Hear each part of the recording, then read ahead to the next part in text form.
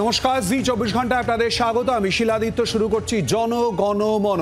টালিগঞ্জে threat কালচারের অভিযোগ উঠেছে। যেমনটা আরজি করে ঘটনায় নানান অভিযোগের মধ্যে ছিল থ্রেট কালচার, কিন্তু কেন টালিগঞ্জে এই অভিযোগের জায়গা উঠছে, কেনই বা আত্মহত্যার মতো ঘটনা সামনে চলে আসবে, এই পুরো বিষয় নিয়ে আলোচনা করব। কোথায় জড়িয়ে রয়েছে এই কারণ, আর অপরদিকে আর কিছুক্ষণের মধ্যেই অনুব্রত মণ্ডলের জেল থেকে মুক্তি, এই পুরো বিষয় নিয়ে আমরা আলোচনা করব। প্রথমেই টালিগঞ্জের ঘটনা নিয়ে আমরা কথা বলবো। এই পুরো বিষয় নিয়ে আলোচনার জন্য আমাদের সঙ্গে স্টুডিও এই মুহূর্তে রয়েছেন অতিথিরা। সঙ্গে রয়েছেন তৃণমূল কংগ্রেসের তরফ থেকে শশী পাঁজা, রয়েছেন বিজেপির তরফ থেকে বিমল শঙ্কর নন্দ, সিপিআইএম এর তরফ থেকে রয়েছেন সপ্তর্ষি দেব। প্রত্যেকেই স্বাগত জানাচ্ছি এই আলোচনায় আসবো। কিন্তু তার আগে এই মুহূর্তে আমাদের সঙ্গে রয়েছেন স্বরূপ বিশ্বাস। স্বরূপ বাবু, আপনাকে স্বাগত জানাচ্ছি। স্বরূপ বাবু, বারবার করে টালিগঞ্জে নানান ঘটনায় থ্রেট কালচারের অভিযোগ উঠে আসছে, কেন এই অভিযোগ উঠে আসছে?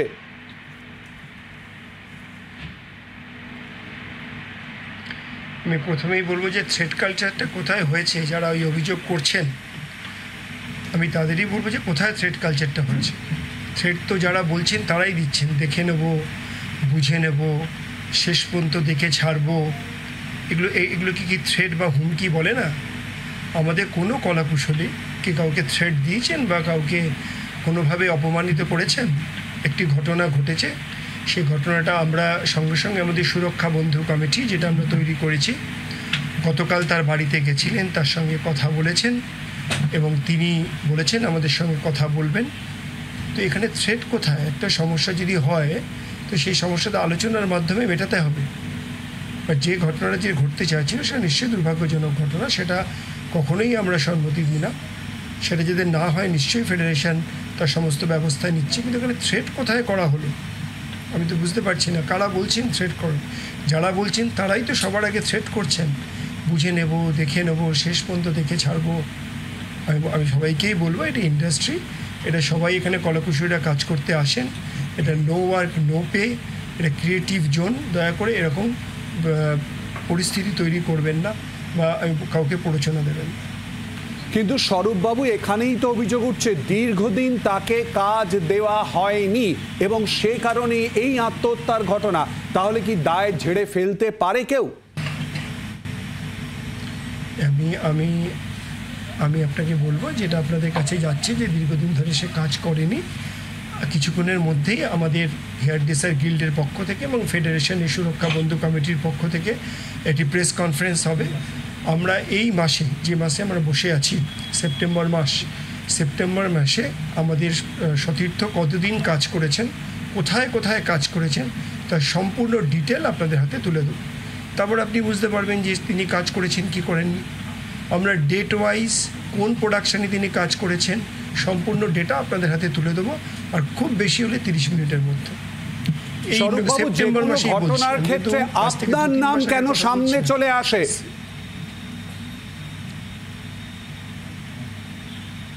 দেখুন, হয়তো সবাই আমাকে খুব স্নেহ করেন, তার জন্যই হয়তো আমার নাম সবসময় নেন। আপনার নাম, আপনার বিরুদ্ধেই অভিযোগ কাজ না দেওয়ার ক্ষেত্রে, কি বলবেন আপনি এক্ষেত্রে?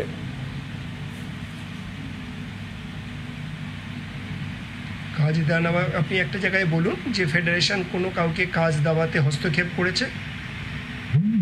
আজকে যদি আপনারা বলেন যে কাজ না দেওয়া, যারা বলছেন তারা এতদিন কলাকুশলীদের প্রতারিত করেছে। আজকে আমরা বুঝি যে কেন এগুলো উঠছে। আজকে টেকনিশিয়ানরা বা কলাকুশলীরা 14 ঘন্টা কাজ করে, আগে সেটা 20 ঘন্টা 22 ঘন্টা হতো। একটা কলাকুশলী সকালবেলা আসতেন, পরের দিন সকালবেলা তিনি বাড়ি ফিরতেন, আবার 1 ঘন্টার মধ্যে কাজে যোগ দিতেন। দীর্ঘ লড়াই করেছেন কলাকুশলীরা, আমরা সবাই মিলে হাতে হাত বেঁধে লড়াই করেছি। তারপরে আজকে 14 ঘন্টা কাজ হয়েছে। এখনও আমরা ফিল্মে সেটা করতে পারিনি। আমরা কিছুদিন আগে আপনাদের তথ্য দিয়ে জানিয়েছি যে একটা ফিল্মে 27 ঘন্টা, 26 ঘন্টা, 29 ঘন্টা কাজ হয়েছে। এটা কি অমানবিক নয়?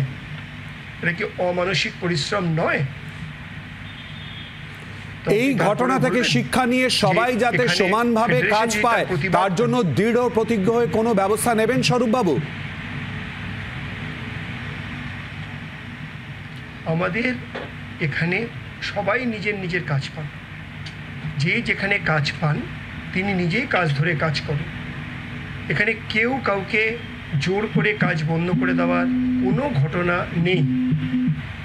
যেখানে আপনি বললেন যে এই মেয়েটি কাজ করছেন না, আমাদের সতীর্থ কাজ করছেন না, আমরা আপনাকে তথ্য দিয়ে আধ ঘন্টার মধ্যে দেব।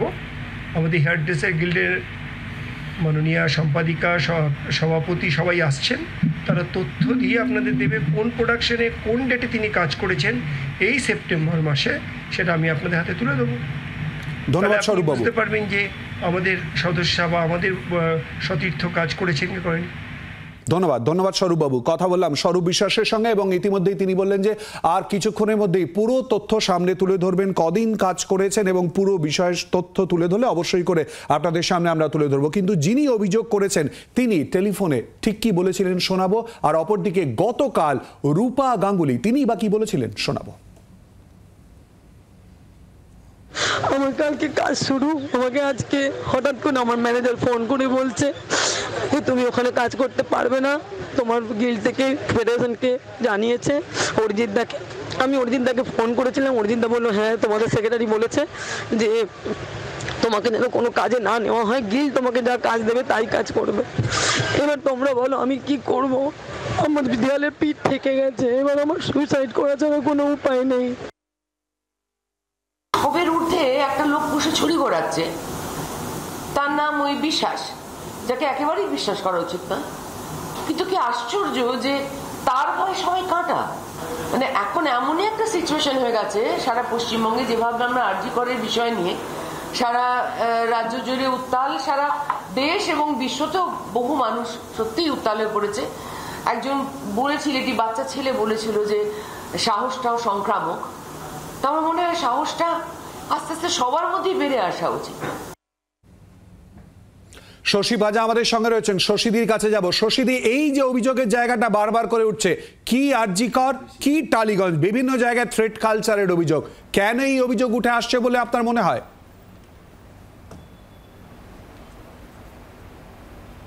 না, আমি প্রথমে এই যে শব্দটা আপনি বলছেন যে থ্রেট, এবং সেটা নাকি কালচার হয়ে গেছে, সেটা সামগ্রিক যেভাবে করা হয়েছে এটাতে আমি আপত্তি জানাচ্ছি। দ্বিতীয়ত আমরা জানি যে ফিল্ম ইন্ডাস্ট্রি নিয়ে আপনি কথা বলছেন, সেখানে ক্রিয়েটিভিটি সেখানে তৈরি হয়, সৃষ্টি তৈরি।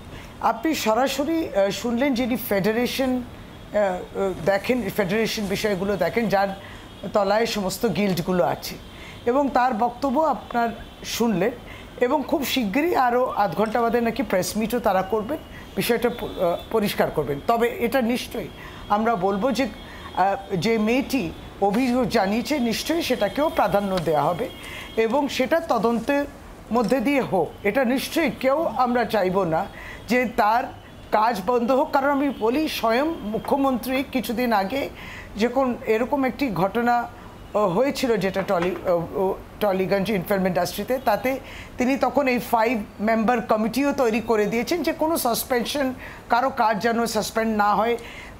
মানে সকলেই দ্বারস্থ হয়েছিলেন মুখ্যমন্ত্রীর কাছে, এবং অত্যন্ত খ্যাতনাম শিল্পীরা গিয়েছিলেন তার কাছে, এবং উনি এই বিষয়টা তার হস্তক্ষেপ যখন চাইলেন তিনি বলেও ছিলেন। সুতরাং এটাও পরিষ্কার, কারণ আমি বলি সামগ্রিকভাবে জানেন তো থ্রেট। এবার ধরুন শুভেন্দু অধিকারী, আমি রাজনৈতিকভাবে না, শুভেন্দু অধিকারী আজকে থ্রেটেন করছেন নির্মল ঘোষকে আপনি কাস্টাডিতে নিয়ে নিন, সমস্তটা বেরিয়ে আসবে, মমতা বন্দ্যোপাধ্যায়, এটাও তো একটা থ্রেট কালচার। নাকি নরেন্দ্র মোদী যখন প্রধানমন্ত্রী সব উখাড়কে ফেক দুঙ্গা, তাহলে ওটা কি থ্রেট? ওটা কি থ্রেট কালচার? সুতরাং সামগ্রিকভাবে আপনি দেখবেন কর্পোরেট অফিসে একটা বড় সংস্থা অনেক এমপ্লয়িজদের ফায়ার করে দিয়েছে, তাহলে কি সেটা থ্রেট কালচার? এইটা আরম্ভ বা হলো কোথায়, আর এর শেষটা বা কোথায়? যেমন এটাকে সামনে রাখছি, আবার এটাও দুঃখ প্রকাশ করি যে একসময় মহানায়ক উত্তম কুমারকে পূর্বাতন যে রেজিম ছিল তারা কিন্তু যেভাবে অবমাননা করেছিলেন, কিন্তু তার লেফটিস্ট ভাবনা চিন্তা ছিল না বলে তার মৃত্যুর পরে অবমাননা আমরা দেখেছি। তখন তারাও কিন্তু নিয়ন্ত্রক ছিলেন, সেই ফ্রেটার্নিটি নিয়ন্ত্রক। সুতরাং কোথায় আরম্ভ হয়েছে, কবে শেষ হবে, এই সবটাই আমার মনে হয় এক্স্যাক্টলি শশীদি আমরা অবশ্যই করে খোঁজার চেষ্টা করব, এবং শেষটাই তো প্রত্যাশিত। আমি একটু অন্যান্যদের প্রতিক্রিয়া নিয়ে নেব। বিমলদা, না বুঝলুম শশীদি একদম- থ্রেড কালচার এই না, আমি শব্দটাতে একদম আপত্তি প্রথমে রয়েছে। যার কথা শোনাচ্ছিলে শুনেছি টালিগঞ্জে খুবই প্রভাবশালী ব্যক্তি, উনিও বললেন যে সবাই ওনাকে খুব ভালো টালোবাসে, স্নেহ তাই- করেন। স্নেহ করে, তাই ওনার নাম টাম করে। ঠিক আছে, উনি খুব সৌভাগ্যবান ব্যক্তি, এত স্নেহ আমরা যদি পেতাম ভালো হতো। তো যে মহিলাটি আত্মহত্যা করতে গিয়েছিলেন তিনি অপরের ভালোবাসা এত পেয়েছেন, ভালোবাসার চাপে আত্মহত্যা করতে গিয়েছেন, আমাদের ধরে নিতে হবে। তিনি যে লেখাটি লিখলেন ওটাও ওই ভালোবাসার চিঠি দিয়েছেন যে তিনি তার জীবনটাকে শেষ করতেই যাচ্ছেন কেন। সাধারণ আইন বলে একজন মানুষ যদি আত্মহত্যার চেষ্টা করে এবং সে যদি কোনো রকম লেখে সেটাকে সবচেয়ে বেশি গুরুত্ব দিয়ে বিচার করতে হবে, এটা আইন আছে কিন্তু। সুতরাং একজন আত্মহত্যা করতে গিয়েছিল, গায়ে কেরোসিন ঢেলে লিখে গেছে, তারপর কেউ যদি বলে কোনো থ্রেট ছিল না সে বলতেই পারে, কিন্তু আইন একটু অন্য কথা বলেই আমি জানি। এটা গেল প্রথম। দ্বিতীয় কথা হচ্ছে এই যে থ্রেট কালচার বা হুমকি সংস্কৃতি, কেউ অস্বীকার করতে পারেন যে কালচার হিসেবে এটাকে ট্রিট করা যায় না, but definitely it has become a part of West Bengal culture thanks to this ruling party Trinamool Congress, because I know this party is the largest threat to democracy. পশ্চিমবঙ্গের গণতন্ত্রের ক্ষেত্রে এই দলটা ভয়াবহ একটা থ্রেট। তার কারণ এরা নির্বাচন হতে দেয় না, বুথ দখল করে, মানুষকে মারধর করে। 2021-এর 2রা মের পরে আজকে আমরা আরজিকর ধর্ষণ নিয়ে এত মানুষ জেগে উঠেছে, ঠিকই করেছে, জাগা উচিত। 2021-এর 2রা মের পর কতজন মহিলার উপর অত্যাচার হয়েছে, 35টাকে সিবিআই তদন্ত করছে। পূর্ব মেদিনীপুরে একজন 60 বছরের মহিলা রেপ হয়েছে। আপনি কি মনে করেন যে টালিগঞ্জের ক্ষেত্রে এই থ্রেট কালচার শব্দ আদৌ প্রযোজ্য? গোটা পশ্চিম বাংলার সমাজের ক্ষেত্রে প্রযোজ্য। ওই মহিলা তো বলেছেন যে ওনাকে কাজ দেওয়া হয়নি। আমি সুকান্ত মজুমদারের প্রতিক্রিয়া রয়েছে ব্যাপারে শোনাবো, তার আগে সপ্তর্ষি ইতিমধ্যেই কিন্তু শশীদি বলেছেন এর আগের রেজিম যারা ছিলেন তারা কি করেছিলেন, যোগ করেছিলেন। না, উনি তো সিনিয়র মিনিস্টার, ওনাকে এইভাবে কন্ট্রাডিক্ট করতে আমার ভাল লাগে না। কিন্তু উনি এরকম কোনো ইনসিডেন্ট দেখাতে পারবেন না যে বামফ্রন্টের সময় কোনো এরকম টেলিভিশন ইন্ডাস্ট্রির সঙ্গে যুক্ত কেউ গায়ে আগুন দিতে চেয়েছে। এখন ওনার রেটোরিকটা আমি বাদ দিচ্ছি, she is trying to just divert the issue. এখন আমি স্বরূপবাবুর কাছে 2-3টে আমি প্রশ্ন করতে চাই। প্রথম হচ্ছে, এটা কি সঠিক যে যিনি এই আত্মহত্যা করতে চাইলেন তাকে 3 মাসের জন্য সাসপেন্ড করা হয়েছিল? যদি সাসপেন্ড করা হয় স্বরূপবাবু, তাহলে কি কারণে তাকে সাসপেন্ড করা হয়েছিল? এটা কি ঠিক যে 1 মের পরে 3 মাস যখন তার সাসপেনশন হয়ে যায়, তারপরে যখন তার সাসপেনশন তোলা হয় তারপরেও তাকে ভালনারেবল করে রাখা হচ্ছিল, সঠিকভাবে কাজ দেওয়া হচ্ছিল না? সমস্ত কিছু তথ্য খুব দ্রুত উনি তথ্য দিক। আচ্ছা, ওনার চিঠিতে যে 11 জনের নাম লেখা আছে তার মধ্যে 9 জন মহিলা, 2 জন পুরুষ, তারা কোন সংস্থার সঙ্গে যুক্ত, কোন অ্যাসোসিয়েশনের সঙ্গে যুক্ত? আমার লাস্ট প্রশ্ন, এই যে অর্গানাইজেশনটার আপনি প্রেসিডেন্ট, আপনি ওখানে সিনেমা চত্বরে ওই অঞ্চলে কি টেকনিশিয়ানদের কাজ করেন আমি জানি না, আপনার সেই ক্ষেত্রে কোনো স্কিল সেট আছে কিনা আমি জানি না, না থাকলেও আপনি হতে পারেন। কিন্তু আপনার এই অ্যাসোসিয়েশন কি কোনো জুডিশিয়াল বডি, কোনো কোয়াজি জুডিশিয়াল বডি?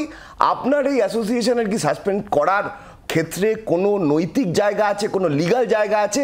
এই 3-4টে প্রশ্ন আমার থাকলো, এবং এই প্রশ্ন যদি উত্তর দিতে পারবেন না আমি জানি, এই প্রশ্ন যদি উত্তর দিতে পারেন তাহলে সঠিকভাবে এই মহিলা কেন তার গায়ে আগুন লাগাতে গেল সেইটা পশ্চিমবাংলার মানুষ জানতে পারে। এবং এরই সঙ্গে যে তথ্যের কথা ইতিমধ্যেই সপ্তর্ষি যে কথা বলেছে যে পরপর প্রশ্ন এবং তারই সঙ্গে কাজের নিরিখে কোথায় দাঁড়িয়ে রয়েছে, ইতিমধ্যেই কিন্তু একদম শুরুতেই স্বরূপ বিশ্বাস ইতিমধ্যেই বলেছেন যে আর কিছুক্ষণের মধ্যেই সাংবাদিক বৈঠক করে সেই তথ্য তুলে ধরবেন। অবশ্যই করে আমাদেরও নজর থাকবে, আর এই নিয়ে আলোচনায় ফেরত আসবো, শশীদির কাছে অবশ্যই করে আসবো। ইতিমধ্যেই বিমলদা বলেছেন যে থ্রেটের কালচার নিয়ে এসেছে তৃণমূল, সরাসরি অভিযোগ করেছে, উত্তর খুঁজবো। একটা বিরতির পর সঙ্গে থাকুন।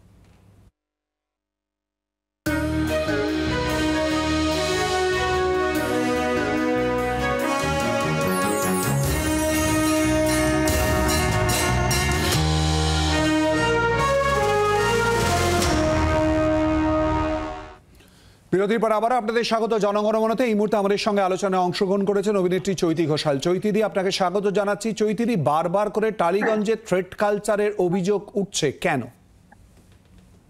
থ্রেট কালচারের অভিযোগ উঠছে কারণ থ্রেট কালচার ঘটছে বলে, প্রতি মুহূর্তে মুহূর্তে থ্রেট কালচারটা ঘটছে, সেই জন্যই অভিযোগ উঠছে।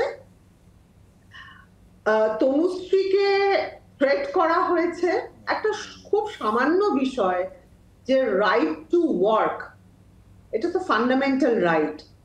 কারুকে তো কেউ কাজ থেকে সরিয়ে দিতে পারে না, কারু রাইট টু ওয়ার্কটা তো কেউ কেড়ে নিতে পারে না। এবং আরেকজন ডিসাইড করবে যে সে কি কাজ করবে না করবে, যে সেই ছবিটা বা সেই যে কোনো ফরম্যাটে যে কাজটা করা হচ্ছে সে কাজের সঙ্গে কোনোভাবে যুক্ত নয়, আরেকটি ফোরাম ডিসাইড করবে। এটা কি ধরনের? এবং তাকে বলা হলো যে সে কাজ করতে পারবে না, তাকে সাসপেন্ড করা হলো। এই সাসপেনশন ফ্রম ওয়ার্ক এটা কি আইন যোগ্য কাজ? একটা ফোরাম যখন হয়েছে, সেই ফোরাম বা সেই ফেডারেশনের এটা কি তারা করতে পারেন? এটা কি ডিরেক্টলি আমাদের যে গণতান্ত্রিক অধিকার সেই অধিকার থেকে বঞ্চিত করা হচ্ছে না? এবং আমরা সারাক্ষণ বলছি যেখানে মানে কাজের জায়গাটা এত অনিশ্চিত, এত ডিফিকাল্ট, সর্বত্র মানুষ কাজ খুঁজে বেড়াচ্ছে, এবং তার যদি একটা কাজের জায়গা তৈরি হয়, সে দীর্ঘদিন ধরে ভালো কাজ করছিল, সে কাজটা তার কাছ থেকে মানে কেড়ে নেওয়া হলো। তার মানে হচ্ছে যে এতদিন ধরে যারা কাজ করে নিজের জায়গা তৈরি করেছে আসলে কোনো জায়গাই তৈরি করেনি, মানে কোনো উন্নতিই তার হয়নি। তাকে আরেকজন ডিসাইড করে দেবে যে তুমি বাঁ দিকে যাও, ডান দিকে যাও, সামনে যাও, পেছনে যাও। মানে এটা কি কালচার? ধন্যবাদ চৈতিদি। আমরা অপেক্ষা করবো আর কিছুক্ষণের মধ্যেই সাংবাদিক বৈঠক হবে এবং তাতে পুরো বিষয়ে ব্যাখ্যা করা হবে বলে ইতিমধ্যেই সৌরভ বিশ্বাস জি 24 ঘন্টায় ইতিমধ্যেই জানিয়ে দিয়েছেন। আমরা অপেক্ষা করবো তার জন্য। শশীদি, আপনার কাছে আসবো। আলোচনার শুরুতেই বিমলদা যে কথা বলেছেন, থ্রেট কালচারের আমদানি তৃণমূল কংগ্রেসের তরফ থেকে করা হয়েছে, কি বলবেন আপনি? এটাও শুনতে বাকি ছিল, বলুন শিলাদিত্য, যে বিজেপি সবসময় হুমকি দেয় আর মন্ত্রীরা বলে গলি মারো ড্যাশ ড্যাশ ড্যাশ দেশকে গদ্দারো কো। তাদের কাছ থেকে এবার আমাদের শুনতে হবে, বুঝলুন।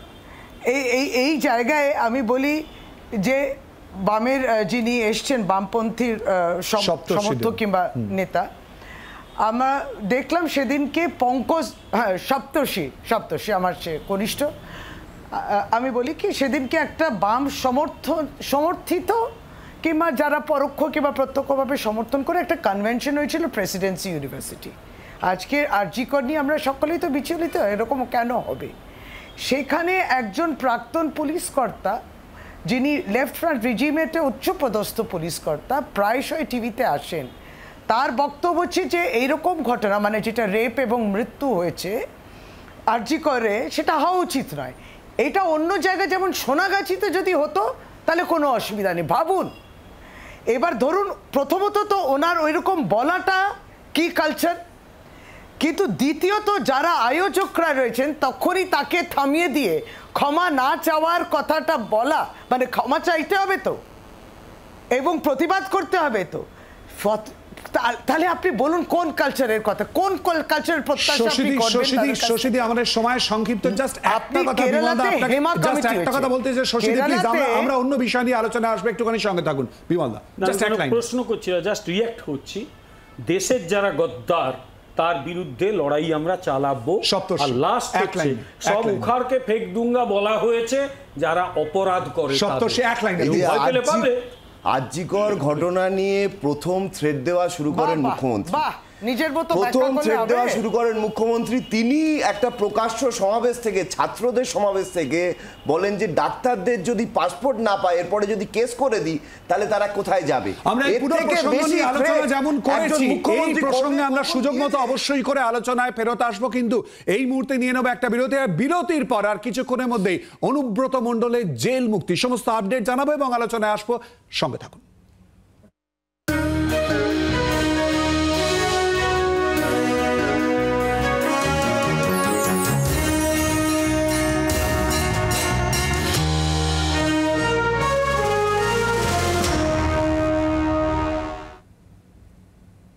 আর কিছুক্ষণের মধ্যেই তিহার জেল থেকে মুক্তি পাওয়ার সম্ভাবনা অনুব্রত মণ্ডলের, কি আপডেট সেদিকে যেমন নজর রাখবো, তার পাশাপাশি কেন্দ্রীয় তদন্তকারী সংস্থার ভূমিকা জানি ইতিমধ্যেই প্রশ্ন উঠছে। আমরা যদি পর দেখি হাই প্রোফাইল মামলার ক্ষেত্রে কারা কারা মুক্ত হলো, ইতিমধ্যেই যেটা দেখা গেল, শিক্ষায় মুক্ত হলো জীবন সাহা, মুক্ত হলেন জীবন সাহা, মানিক ভট্টাচার্য, তাপস মণ্ডল, নীলাদ্রি দাস, নীলাদ্রি ঘোষ এবং আরও অনেকে। অপরদিকে যদি আমরা নজর রাখি, অর্থাৎ খাদ্যের এর আগে যেমনটা বললাম শিক্ষার ক্ষেত্রে, মার্জনা করবেন শিক্ষার ক্ষেত্রে বললাম, খাদ্যের ক্ষেত্রে আমরা যদি দেখি শঙ্কর আড্ড, বারিক বিশ্বাস এবং তারই সঙ্গে বিশ্বজিৎ ঘোষ ও আরও অনেকে।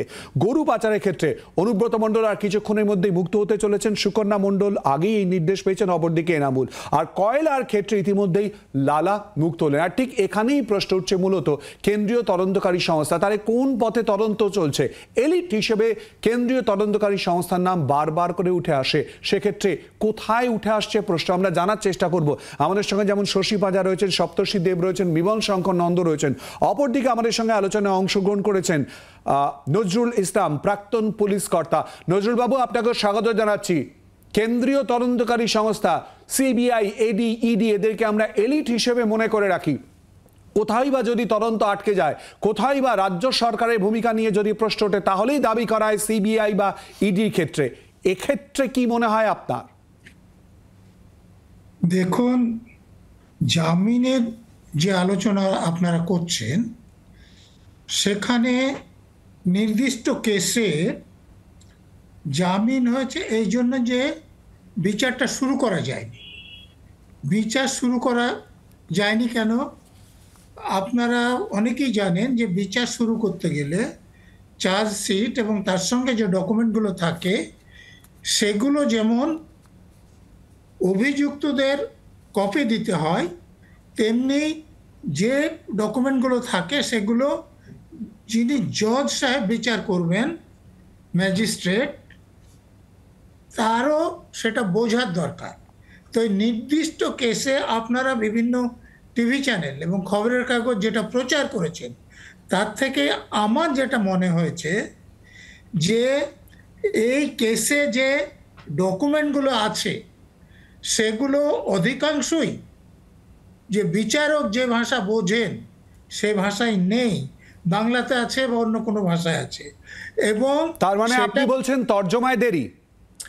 না, বিচারক বলেছিলেন যে এগুলো তর্জমা করাও, এবং সরকার পক্ষের যিনি পাবলিক প্রসিকিউটর ছিলেন তিনি সময় নিয়েছিলেন, কিন্তু সে সময়ের মধ্যেও সেগুলো তর্জমা করতে পারেননি, অথবা পারেননি বা করেননি, কোনটা আমার জানা নেই। তো এখন যদি যে ডকুমেন্টের উপর বিচার হবে সেটা জজ সাহেব না পড়তে পারেন, তাহলে তার পক্ষে স্বাভাবিকভাবে বিচার করা সম্ভব নয়। আর যখন বিচার শুরু করাই সম্ভব নয়, তখন যারা অভিযুক্ত তাদেরকে আটকে রাখারও কোনো যুক্তি নেই। আমার ধারণা এই কারণে বেল হয়েছে। নজরুলবাবু প্লিজ সঙ্গে থাকুন, আমরা আবারও আপনার কাছে আসবো, একটু শশীদির কাছে আসবো। শশীদি, দলীয়ভাবে আপনাদের অবস্থান অনুব্রত মণ্ডলের এই মুক্তিতে জানবো, আপনার প্রতিক্রিয়া নেব, এবং তারই সঙ্গে কেন্দ্রীয় তদন্তকারী সংস্থা যাদের ভূমিকা নিয়ে বিভিন্ন সময়ে প্রশ্ন উঠেছে, এক্ষেত্রেও কি প্রশ্ন উঠছে বলে মনে হয়? যদিও দুটি প্রশ্নই আপনার ক্ষেত্রে একটু অন্যরকম মনে হতে পারে। না দেখুন, সিবিআই এবং তাকে মূল্যায়ন করা, বিগত দিনগুলোতে আমরা কনভিকশন রেট ইত্যাদি সবটাই বলেছি। সিবিআইয়ের পক্ষ থেকেও তাদের স্টাফ স্ট্রেংথ নিয়ে তারা বলেছেন।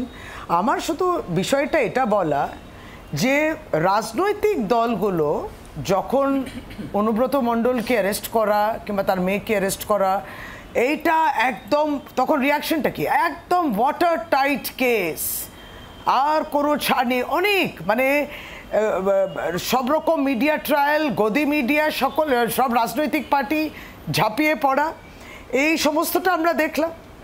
এবং তাতে তারপরে দেখা গেল কি, এখন দেখুন দিল্লি হাইকোর্ট এক্স্যাক্টলি তাদের যে অর্ডারটা বেরোবে, রাও সেভেনি কী লিখেছে সেটা আমি জানি না, কিন্তু আপনি যেমন বললেন আমরা জানি যে বেল হয়ে গেছে। এখন তর্জমা হলে পরে তার বেল হতো না, আর তর্জমা করার জন্যে 1.5-2 বছর লেগে যায়, এইরকম ফ্লিমজি এক্সকিউজ হতে পারে কিনা সত্যি আমার জানা নেই। কিন্তু দিল্লি হাইকোর্ট ওই অর্ডারেতে আদৌ কোনো মনিটারি কানেকশন পেলো কি না, সেটা এস্টাবলিশড হলো কি না, সেটা তার অর্ডারে তারা কি লিখবেন সেটা জন্যে আমরা অপেক্ষা করব।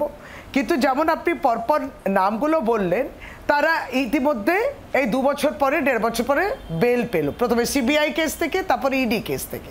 এত হাই প্রোফাইল মামলা, এত হাই প্রোফাইল কেস থেকে ইঙ্গিত দেয় যে তাহলে পরে রাজনৈতিক এজেন্ডা ছিল কি? না না, তাহলে কি পলিটিক্যাল এজেন্ডাই ছিল? 2021-এ পরে তুলে নাও, মানে লোকসভার আগে তুলে নাও, যাতে নির্বাচন করে। এখন একটু আপনার প্রশ্নের উত্তর আমি নিয়ে নিই, রাজনৈতিক এজেন্ডা ছিল কিনা বিমল দা? না, একটা কথা বলি, সেটা হচ্ছে যে কিছুটা আইন যতটুকু বুঝি, কারণ আমি পলিটিক্যাল সায়েন্সের অধ্যাপক, আইনটা আমার একটু পড়াশোনা করতে হয়, পড়াতে হয় ছেলে মেয়েদের।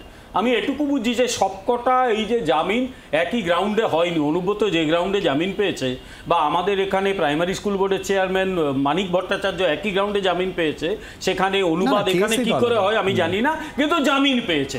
আমি একটা কথা বলি যে জামিন পাওয়া মানে কিন্তু হঠাৎ করে একেবারে উদ্বাহু হয়ে পলিটিক্যাল এজেন্ডা বলার কোনো কারণ নেই। লালু প্রসাদ যাদবের মতো লোকও কিন্তু ফর্ডার স্কেমে জামিন পেয়েছিল, তারপর ওকে 7 বছর জেলে ঢুকতে হয়েছিল। এখন জামিনে বেরিয়েছে, আবার যে কোনো দিন ঢুকে যাবে। ওই যে বলে না, উখাড়কে ফেক দুঙ্গা, আগের বারে কথা শুনছিলাম, ঠিক এই দুর্নীতিগ্রস্তগুলোকে উখাড়কে ফেক দুঙ্গা, সে যত বড় শক্তিশালী হোক না কেন। প্রাইম মিনিস্টারের এই বক্তব্যটাকে আমি সাপোর্ট করি। তাই এখানে সে জাস্ট জামিন পেয়েছে, সে মোটেই বেকসুর খালাস পায়নি। এক, দ্বিতীয় কথা হচ্ছে এরপরে বিচার চলবে, এরপরে নিশ্চয়ই তার চার্জশিট হবে, বিচার চলবে। যখন বিচার চলবে তখন কোর্টে গিয়ে দাঁড়াতে হবে, এবং বিচার শেষ হওয়া পর্যন্ত যদি এই পৃথিবীতে তিনি সশরীরে থাকেন তাহলে জেলেও যেতে হবে। সুতরাং এগুলো কিছু করার নেই, বিচার হবে, জেলে যেতে হবে। এখন এতটা উদ্ভব হওয়ার কারণে থার্ড পয়েন্ট, জাস্ট একটা বিরতি নেব, বিরতির পরে এই আলোচনাতেই ফেরত আসবো, সঙ্গে থাকুন।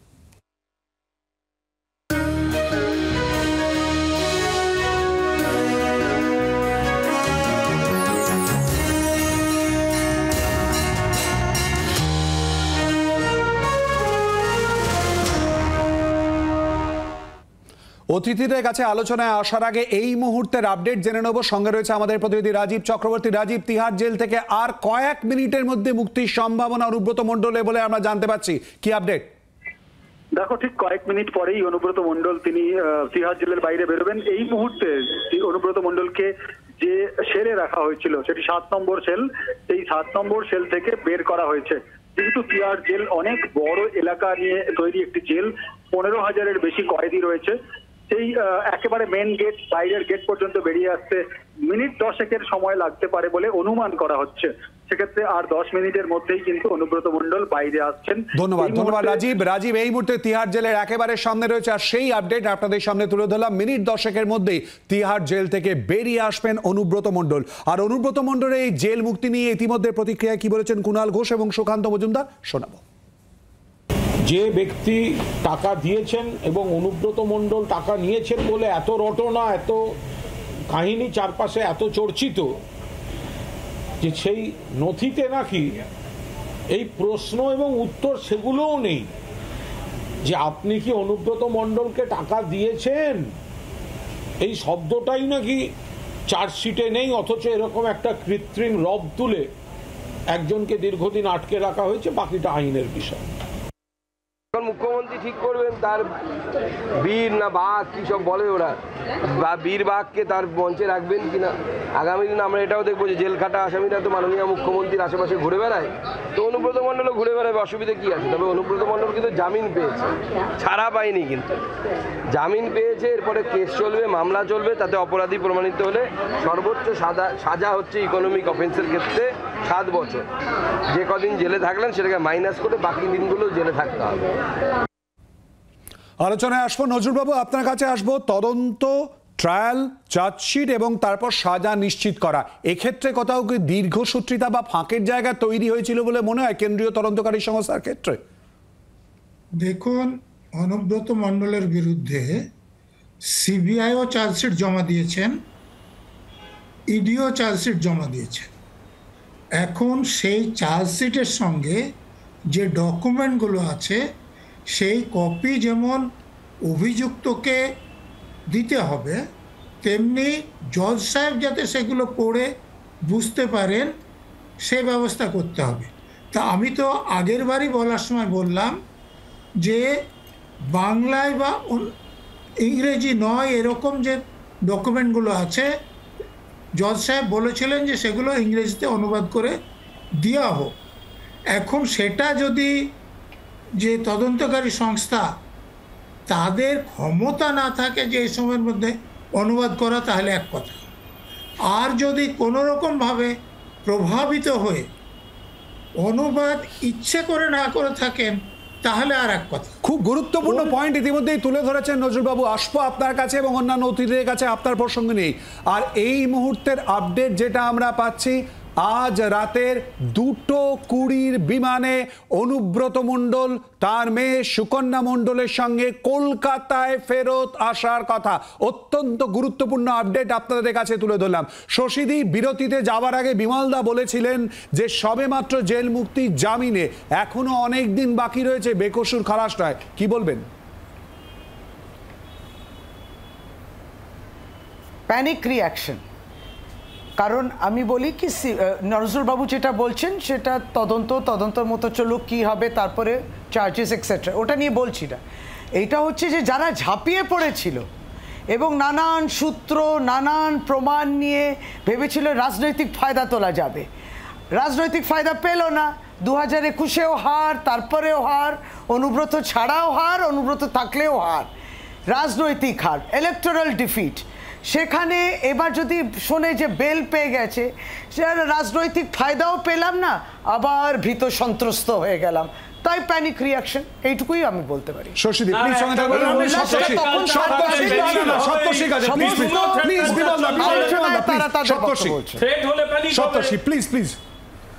অনুব্রত মণ্ডল প্রায় 2 বছর জেলে ছিলেন এবং এই 2 বছরে তার 30 কেজি ওজন কমেছে বলে 11ই আগস্ট 2022-এ অ্যারেস্ট এবং তারপর জেল যদি হিসেব করি 18 মাস। 18 মাসে 30 কেজি ওজন কমে একজন অনেক বেশি ফিট অনুব্রত মণ্ডল বাইরে বেরোচ্ছেন বেলে। এখন শশীদিদের দলকে ঠিক করতে হবে যে এরকম একজন জেল খাটা আসামি নয় কিন্তু অভিযুক্ত, তাকে তারা তাদের দলে কিভাবে ব্যবহার করবে। তাদের দলে সে বীর হবে না বাঘ হবে, সেটা শশীদিদেরই বলতে হবে। আমার কথা হচ্ছে যে দেখুন, আজকে অনুব্রত মণ্ডল যখন বেরোবেন তখন একদিকে এই এথিক্যাল কোয়েশ্চেনটা তৃণমূলের উত্তর দেওয়া উচিত যে একজন অভিযুক্ত তাকে তারা দলে কিভাবে ব্যবহার করবেন। বীরভূমের প্রেসিডেন্ট পদ কি দেবেন নাকি তার থেকেও বেশি উন্নতি দেবেন? কারণ গরু পাচারে যে যুক্ত ছিল সে আরেকটু বেশি যদি যায় তাহলে আরো অন্য কিছু পাচার করতে পারে, সেরকম ব্যবস্থা কি তারা করে দেবেন? আর অন্যদিকে উনি কিন্তু প্রেসিডেন্ট পদেই রয়েছেন। আর অন্যদিকে বিজেপির ক্ষেত্রেও এইটা উত্তর দিতে হবে, কারণ প্রত্যেকবার সিবিআই এর অ্যারেস্ট মানে বিজেপির জয় হিসেবেই টিভির পর্দায় আমাদেরকে মনে হয়েছে দেখে, যে সিবিআই অ্যারেস্ট করছে না, বিজেপি অ্যারেস্ট করছে।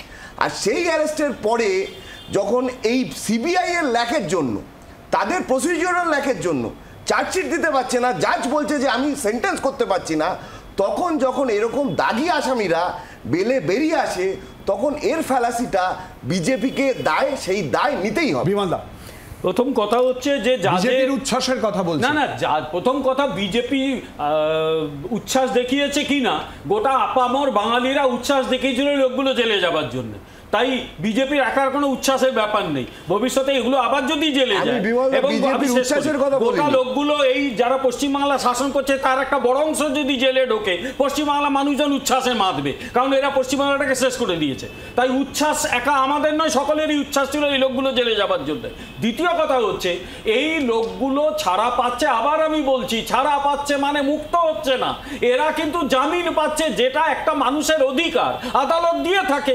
আর একটা কথা, এই লোকগুলোকে কিভাবে কাজে লাগাবে, এই পশ্চিমবঙ্গ সরকার একটি লোককে 3.5 বছর জেলে ঢুকিয়েছিল, সেই জেল থেকে বেরিয়ে মুখপাত্র হয়ে গেল, সেই দলের কাছে আর কি আশা করি? শশীদি, এই প্রশ্নটা বারবার করে উঠে আসছে বাম এবং বিজেপির প্রতিনিধির কাছ থেকে। তৃণমূল কংগ্রেস অনুব্রত মণ্ডলের মুক্তিকে কোন চোখে দেখছে এবং কোন পদে তারা নিয়ে যেতে চাইবে? খুব সংক্ষেপে প্লিজ। বিজেপির সাংসদ ব্রিজভূষণ শরণ সিং সাংসদ থাকতে থাকতে তার বিরুদ্ধে অভিযোগ গুরুতর। কারা করেছেন? আমাদের সোনার মেয়েরা করেছেন সেক্সুয়াল অ্যাসল্টে। বিজেপি কি নিল? আইনের পথে চলবে। বিজেপি কি পদক্ষেপ নিল? এরা এথিক্সের কথা বলে, তারা এথিক্স নৈতিকতা নিয়ে প্রশ্ন করেন। আপনি ভাবুন তাদের কতজন নির্বাচিত প্রতিনিধিরা এমপি এমএলএ শুধুমাত্র মহিলাদের উপরে ক্রাইম করেছে, অপরাধ করেছে, তার জন্যে তাদেরকে অভিযোগ। অনুব্রত মণ্ডলের জামিনের মুক্তিতে তৃণমূল কংগ্রেস কিভাবে দেখছে? জাস্ট একটা শব্দে শশীদি। না না, আমি বলি কি, আমি বলি বামেরা নরক কটা কঙ্কাল বেরোলো মাটির তলা থেকে, জানেন তো 2011 আমাদের সরকার আসার পর থেকেও পরেও